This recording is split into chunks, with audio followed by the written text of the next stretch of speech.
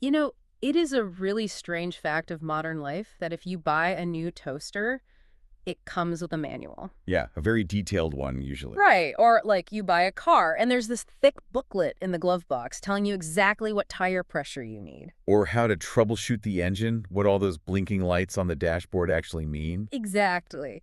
But then you are born into the world, you step into adulthood, and you get absolutely nothing, like no instruction manual at all, Nothing. just a pat on the back, a bunch of totally contradictory advice from your relatives, and this general expectation that you'll just somehow figure it all out on the fly. Which is crazy when you think about it. I mean, we Mhm. spend decades just stumbling around in the dark. We really We did. collect these little scraps of wisdom through incredibly painful trial and error. Most of us are essentially trying to reverse engineer a functioning life just Right. by, looking at the people around us and guessing what they might be doing right. And honestly, usually they're just guessing too. Oh, completely. But occasionally, you stumble across a piece of information that feels like, wow, someone actually sat down and wrote out the missing chapters of that human instruction manual. And that is exactly what we have for you today on this deep dive. I'm really excited about this one. Me too. We are looking at this incredibly viral social media post by an account called Jackie Sir, and it's titled, in all caps, 100 Rules for Life No One Will Teach You. A bold claim. Very bold. And what really caught my eye is the bizarre contrast here, because the caption of the post is just a very peaceful good morning, followed by a string of serene emojis like folded hands, a white heart, an symbol, a rose, a butterfly. Right, it's very tranquil. Yeah, it's incredibly zen for a list that is about to deliver some intensely pragmatic, almost ruthless advice. Well, the contrast is definitely intentional there. And while the title claims, no one will teach you these rules, what we're actually looking at is a highly synthesized framework. Yeah. It acts as this intense, pragmatic crash course in self-mastery, wealth, relationships, and ultimately finding peace. It functions less as a list of fun tips and more as a complete operating system for your life.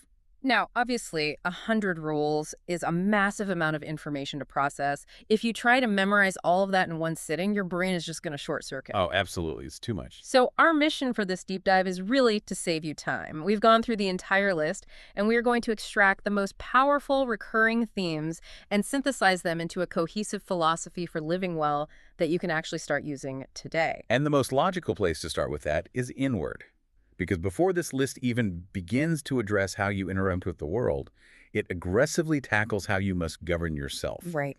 The underlying premise is basically that you can't manipulate the external world if your internal world is in chaos. Okay, let's unpack this because the very first rule really sets the tone for the entire thing. Rule 1 is discipline beats motivation every time. Yeah, coming right out of the gate with that one. Right. And the list just hammers this theme relentlessly. Like, we get Rule 2, you become what you repeatedly do. Rule 5, your habits decide your future more than your dreams. That's a tough pill to swallow for a lot of people. It is.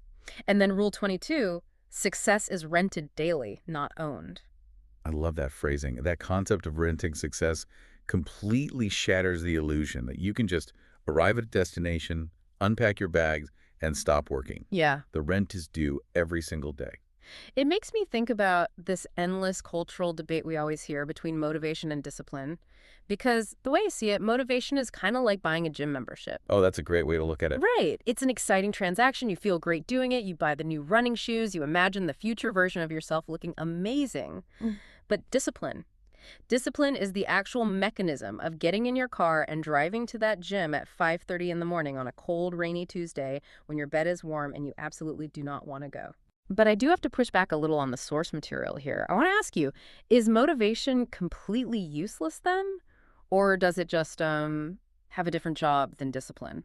What's fascinating here is that the source isn't discarding motivation entirely, it's just categorizing it correctly. Okay. Motivation is an emotion.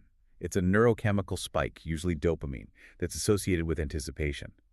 And by definition, emotional states are fleeting. Right. They don't last. They rise and fall based on your blood sugar, how much sleep you got, or even just the weather. You cannot build a stable, long-term future on a foundation that volatile. That makes total sense. This is why the list emphasizes systems over feelings.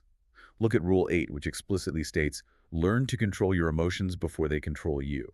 So motivation might be the spark that starts the engine, but discipline is the transmission and the wheels that actually move the car forward.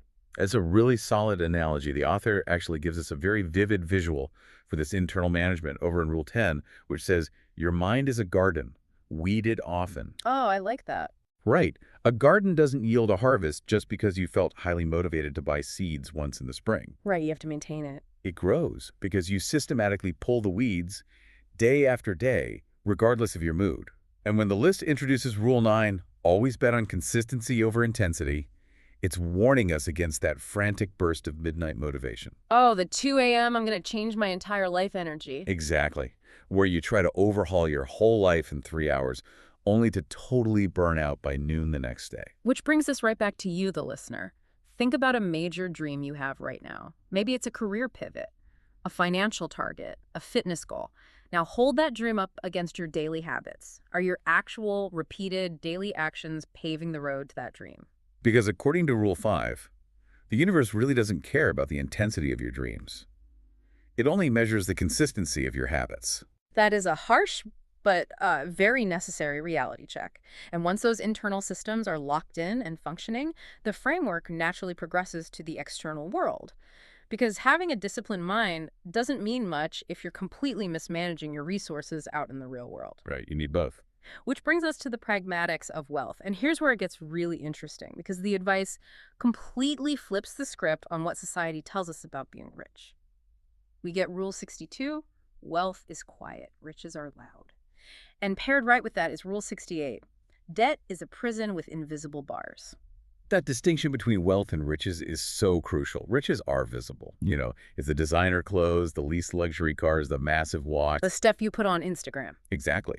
But wealth is hidden. It's the investment accounts, the paid-off mortgage, the assets that are quietly generating income while you sleep. To put a visual on it, I like to think of quiet wealth as the structural framing of a house. Like the concrete foundation and the load-bearing beams. Nobody driving by is ever going to roll down their window and say, wow, look at the tensile strength of those support beams. Right. Nobody cares about the concrete. Exactly. But that framing holds everything up. It keeps you safe when a financial hurricane hits. Loud riches, on the other hand, is like a massive imported glass chandelier hanging in the entryway. It looks incredible. It catches everyone's eye. Yeah, it's flashy. But if an earthquake hits, that chandelier is the very first thing to come crashing down. And the real trap here is that so many people finance that chandelier using debt, literally locking themselves in that invisible prison just to impress strangers. Taking that analogy further, the invisible bars of debt that Rule 68 talks about are psychological as much as they are financial. Also, Well, when you owe a significant portion of your future labor to a creditor, it limits your choices. You can't just take a lower-paying job that you actually love. You can't take a risk and start a business. You fundamentally lose your autonomy. I do want to challenge the absoluteness of this just a little bit, though, because I read plenty of financial literature that talks about debt as a tool, leverage. Wealthy people use debt all the time to acquire real estate or businesses. So is all debt really a prison? That's a vital nuance to bring up. The list seems to be targeting consumer debt specifically, borrowing money to buy depreciating assets or to fund a lifestyle way beyond your means. That is the prison. Right, buying the chandelier on credit. Precisely. Strategic leverage like borrowing at a low interest rate to purchase an asset that yields a higher return, that's a completely different game. But the prerequisite for playing that game safely is having the emotional control and discipline we talked about in that first section. That makes sense. And that ties directly into Rule 64, which is track every coin. What you measure improves.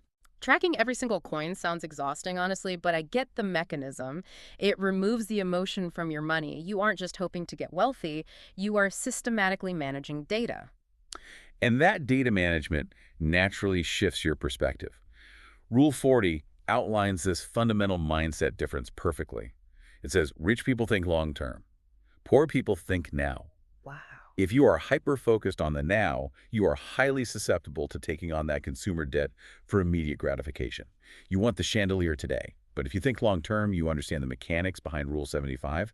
Time in the market beats timing the market. Let's actually break down why that works, because it's so important. Timing the market is an emotionally driven gamble. You are trying to predict when stocks will hit their absolute lowest to buy and their absolute highest to sell. Which is basically impossible. Right. Humans are terrible at predicting the future, and we panic when things drop. We really do. Time in the market, on the other hand, relies on the mathematical reality of compound interest.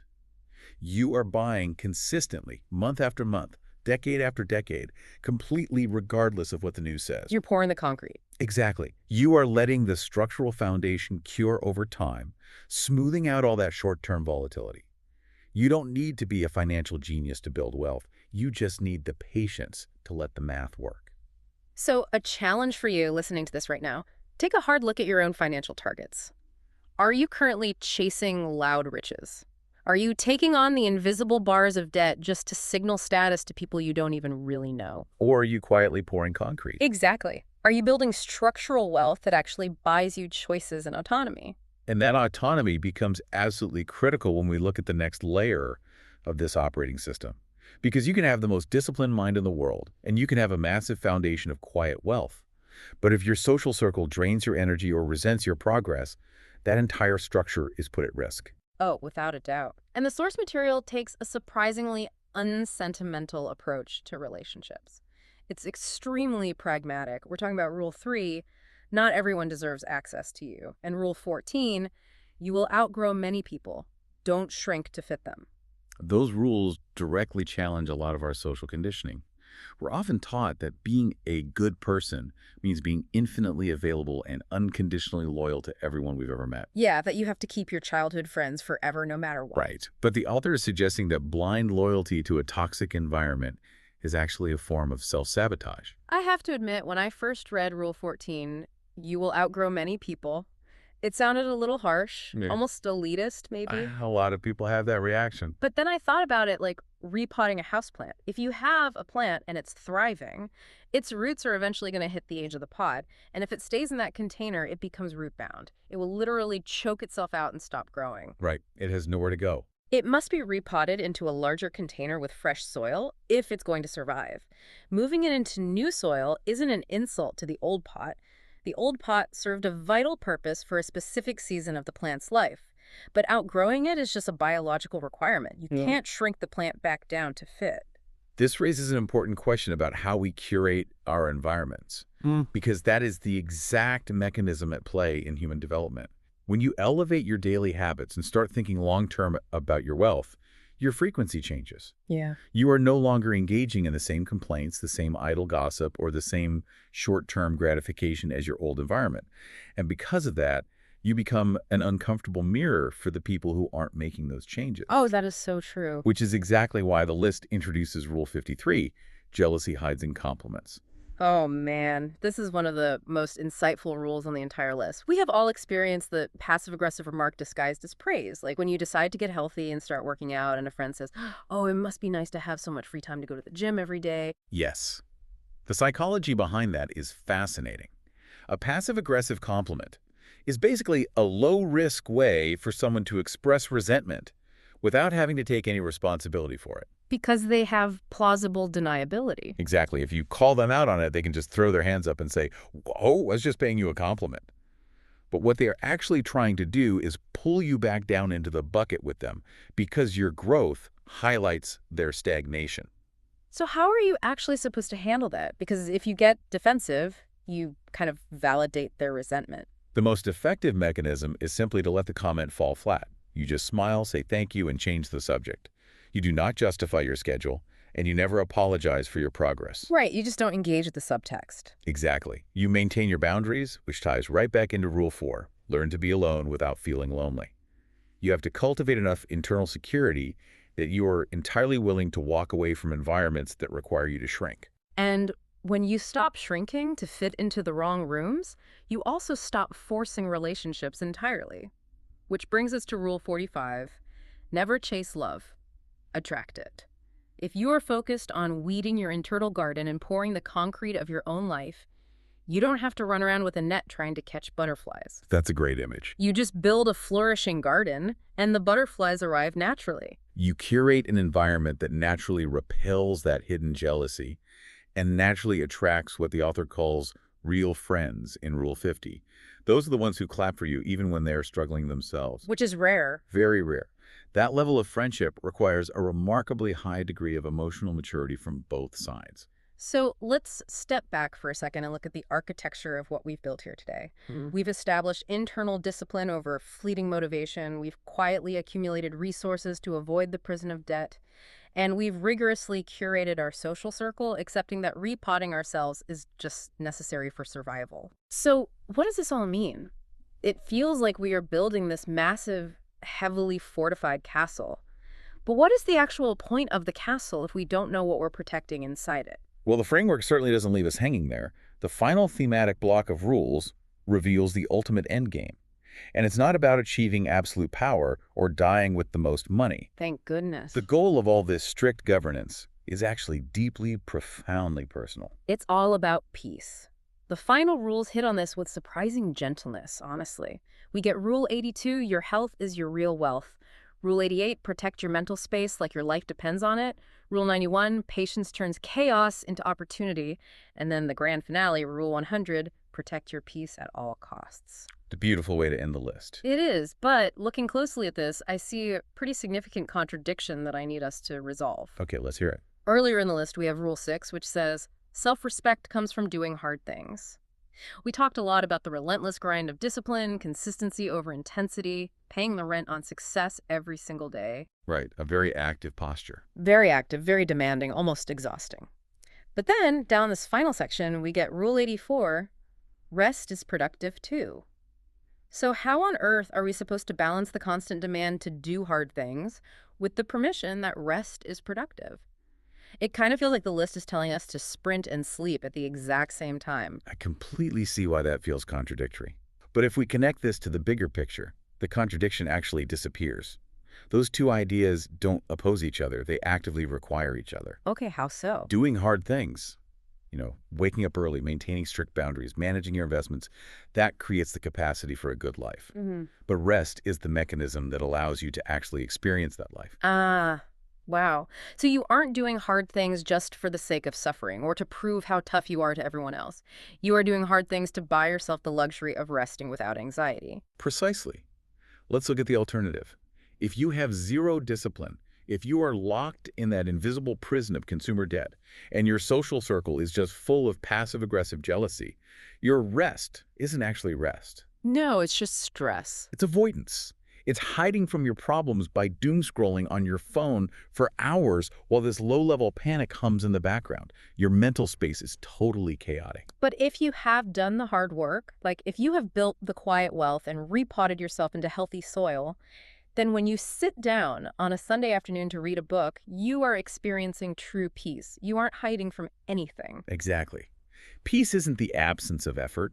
It's the dividend paid out by your previous efforts. It is the reward for having those strict boundaries. It's exactly why Rule 100 says protect your peace at all costs. Yeah. You've earned that peace through the execution of the previous 99 rules. That reframes it completely.